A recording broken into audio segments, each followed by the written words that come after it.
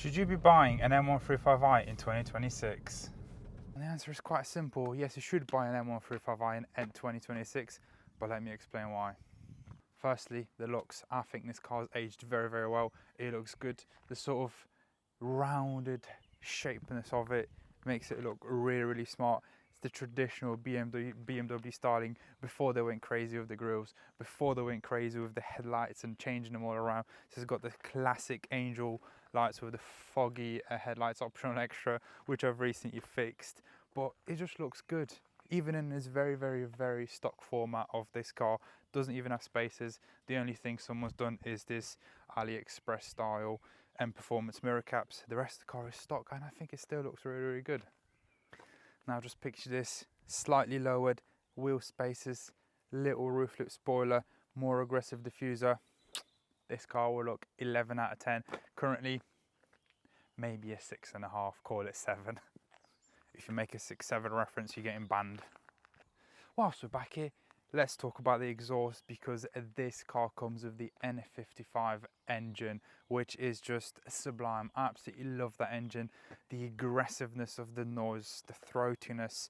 This does have a Miltech center section and a back box, which just make it sound 10 times better. However, these with an M Performance back box or a D-Cat or something, the M55, I just love the bloody engine, alright?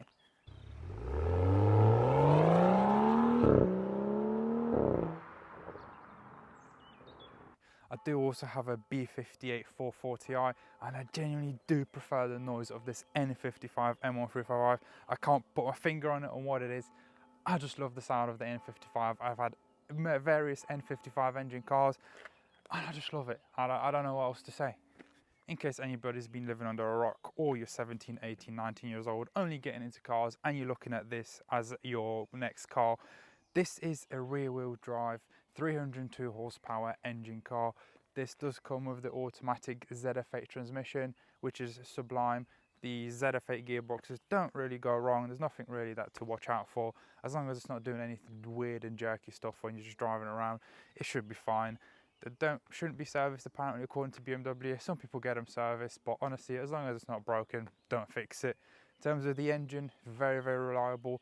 The only common thing that goes in them is the water pump, so get that checked if it's not been done.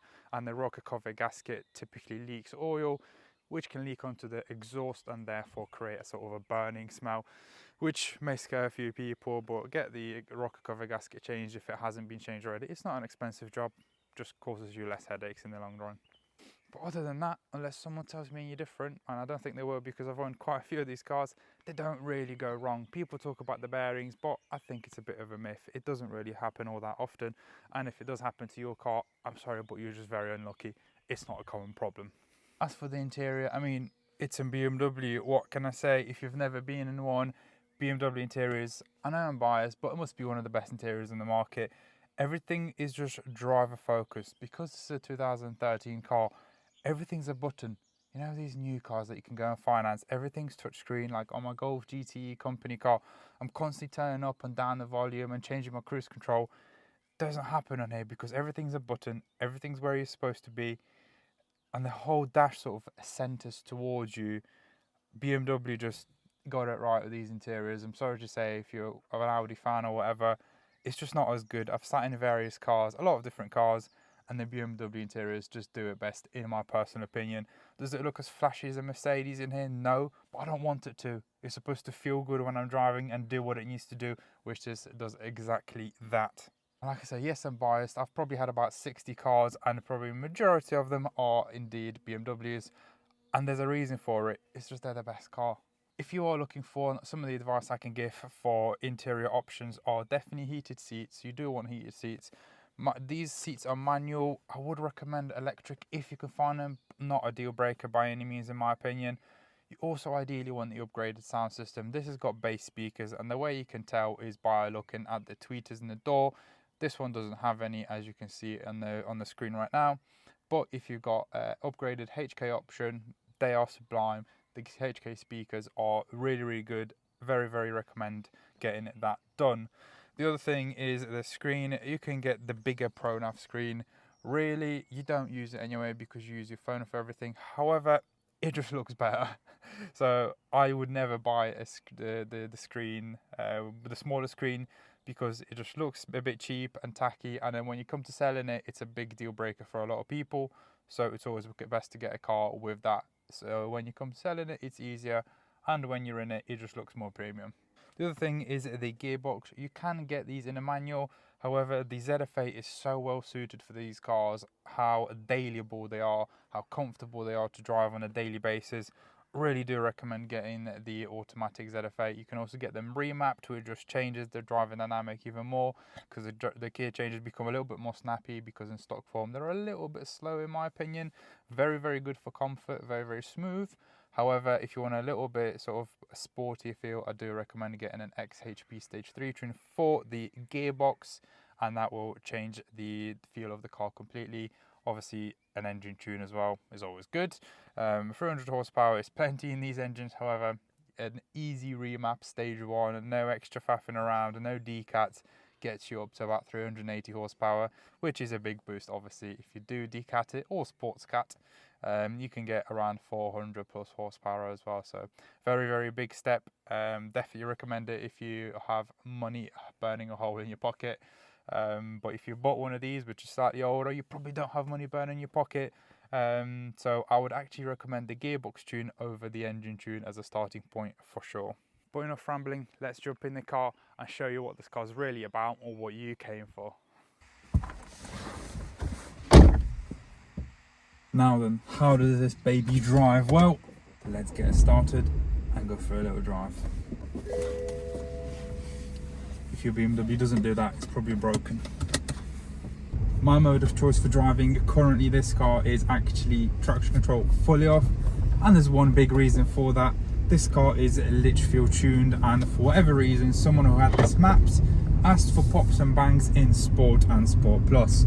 So the car is undrivable. I hate pops and bangs, and especially completely unnatural ones like this one has.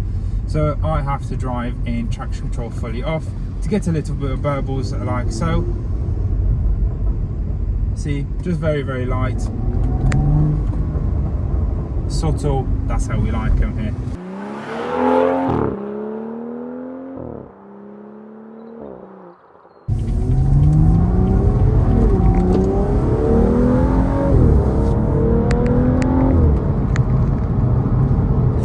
Puts a smile on your face very, very quickly. Oh man, I love driving this thing. Actually love driving this thing. It probably needs some bushes replacing. It probably needs a little bit of work on the suspension, but who cares? Oh man, it does need some better tyres as well, and all sorts, but it's still such a riot to drive. I genuinely do not smile and have this much fun in my 440i. I don't know what it is about the N55, but it just sounds so good. Need to be careful because these brakes are stock, and they do not last a lot of big braking sessions, which some of these corners are very, very tight, so I just need to be careful. A little fart on the upshift before over the bridge. I could do this all day long.